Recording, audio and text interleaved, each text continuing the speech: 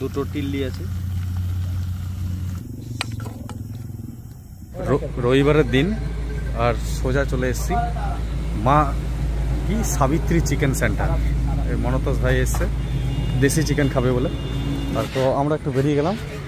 আমরা গিয়ে বাকি অ্যারেঞ্জমেন্টটা করি, তারপরে দাদা নিয়ে আসবে দেশি চিকেনটা, তারপরে আমরা রান্নাবান্না চেক করবো সানডে তো ফান্ডে। তো আমরা এরকম একটা জায়গায় চলে এসেছি আর পুরো সরঞ্জাম নিয়ে হাজির। এইদিকে মনতোষ ভাইয়ের কাছেও, এই দাদার কাছেও, আর আমরা এখানে শুরু করব। দেখি জায়গাটা কোথায় করা যায়।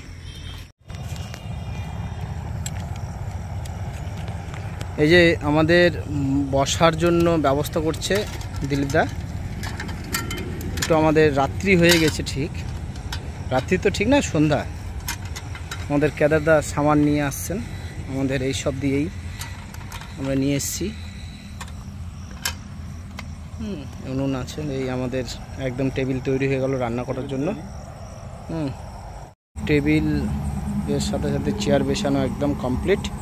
এখন আমরা রান্নায় ভিড়ব। আমরা এনএচের পাশে বসে আমরা একটা জায়গাতে প্রোগ্রাম করছি, রান্নাবান্না করব।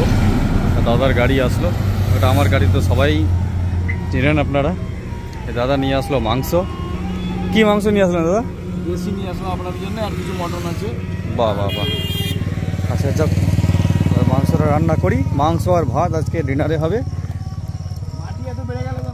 আর এখানে হচ্ছে কাটাকাটি স্টার্ট। মনতোষ ভাই পেঁয়াজ কাটতে শুরু করে দিয়েছে পুরো সরঞ্জাম নিয়ে।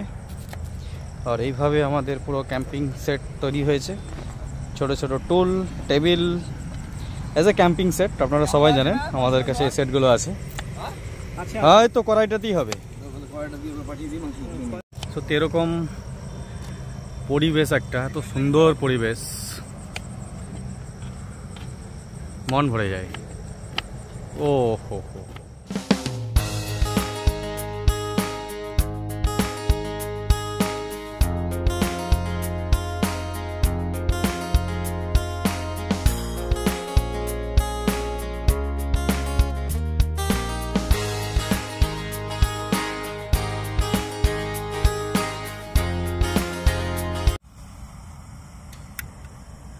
বাহ, ঠিক আছে, বন্ধ করে স্টার পাইছ।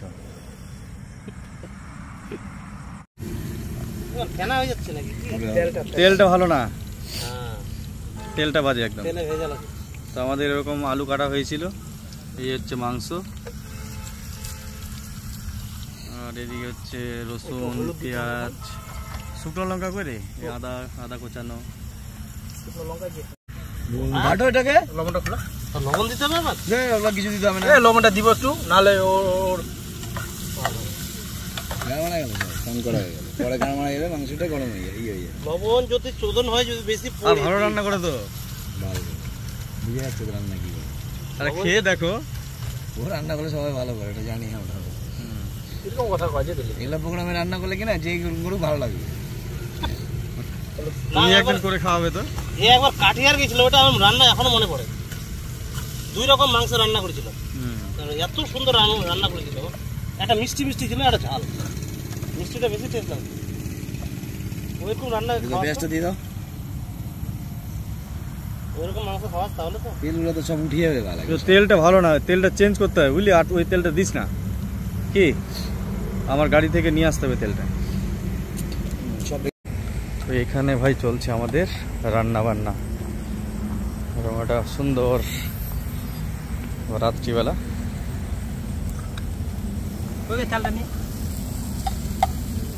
এই যে তেল ফরচুন আলু ভাজা হয়ে গেছে, আরও তেল ছিল, বাট ওই তেলটা অতটা সুবিধাজনক মনে হলো না।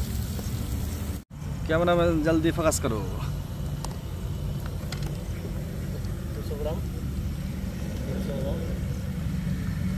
আমরা 4 জন আছি, 700 গ্রাম মাংস আছে, দেশি চিকেন, মিট মাংসটা, তাই তো?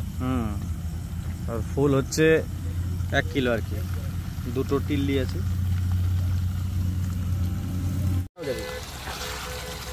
অটোমেটিক চোখা। তো রান্না বান্না পুরো কমপ্লিট, এরকমভাবে রান্নাটা হয়েছে। কি একটু নাড়বি না? কিন্তু না নাড়লেই ভালো হয় মনে হচ্ছে। খাওয়া আমগুলো ঠিক আছে।